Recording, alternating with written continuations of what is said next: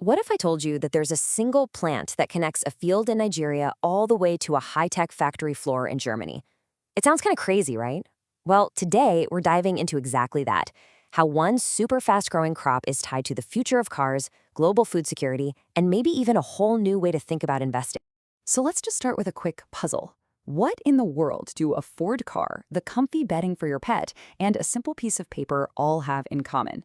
The answer is, well, it's pretty surprising, and it's at the very heart of this entire story.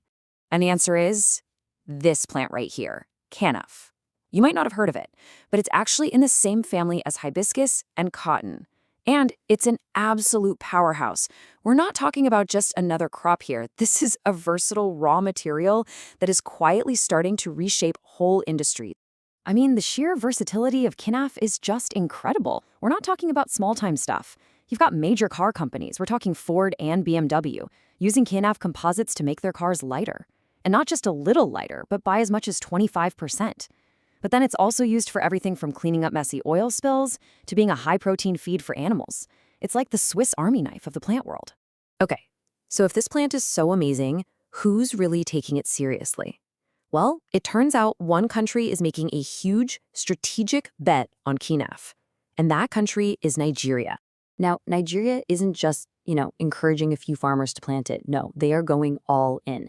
They're creating a protected domestic market by actually banning the import of products that can be made with local Kenaf. This is a massive economic strategy to build a totally self-sufficient industry and turn Kenaf into a major export, right up there with their other big commodities. So to really get where Kenaf fits in, let's compare it to a plant you probably have heard of, industrial hemp.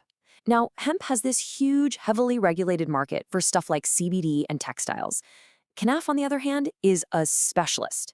It's laser-focused on industrial fiber, it's generally unregulated, and this is the really crucial part. It just grows more, a lot more. And here's what that looks like in simple numbers. It's not even close. On the same plot of land, 1 acre, Kenaf can produce more than double, sometimes even triple the amount of fiber as hemp. For any industry where volume is key, that difference is an absolute game changer. All right, so let's zoom out. We've talked about Nigeria's strategy, but this story isn't just about one plant or one country. It's really about these fundamental pressures that are affecting every single one of us on the planet. First up, people. By 2050, we're looking at a world population of 9.6 billion. Just let that sink in. That's over 1.5 billion more mouths to feed, people to house, and lives to supply. And what does that mean for our resources? Well, it means we're going to need to boost food production by over 70%, all while we're dealing with less and less farmland and the ever-growing impacts of climate change. It's a huge challenge. Now, all that demand, it translates into a massive economic engine. By 2026, the global agriculture market is expected to be worth nearly $14 trillion. It's easily one of the largest and most critical sectors on Earth. And if we zoom back into Nigeria, this global pressure gets amplified. The median age there is just 19 years old. Think about that. The country has this enormous, young, growing workforce and a massive internal demand for food, housing, and jobs. For them, agriculture isn't just an opportunity, it's an absolute national necessity. So this all brings us to a really fascinating shift in perspective. What if we stop thinking about farming just as a business and start seeing it as a tangible asset class, like real estate or even gold? Agriculture belongs to this category called real assets. And it's exactly what it sounds like. These are physical, tangible things that have their own intrinsic value. Unlike a stock, you can literally go and stand on a piece of farmland. And that physical nature makes it a really powerful tool for diversifying an investment portfolio. Let's put it head-to-head with something like gold. Gold is a store of value, right? Its price is driven by investor feelings and government policies. Agriculture is completely different. It's a productive asset. It actually generates cash flow from harvests. And look at the market scale. It's not even a fair fight. Agriculture is just orders of magnitude larger because it's tied to the essential needs of the real economy. And really, this quote just says it all. This is the heart of the whole idea. Markets go up and down, technologies come and go, but the one thing that never changes is that people need to eat. It is the ultimate non-cyclical demand.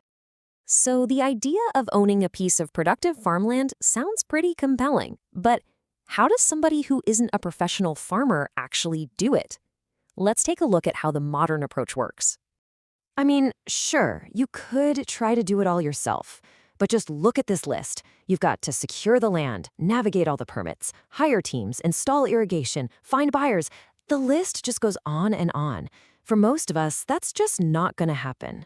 But there's an alternative that's becoming more and more common, a fully managed model. The idea is simple. You own the tangible asset, the actual land in the crops, but a professional team handles the entire operation for you, from prepping the soil all the way to selling the final harvest. And the whole process is broken down into these really clear, simple phases. All the incredible complexity of day-to-day farming is handled by experts, while the owner gets to benefit from the production of their real asset. But of course, farming has risks. And that's a huge part of this modern model, managing those risks. So comprehensive harvest insurance is standard.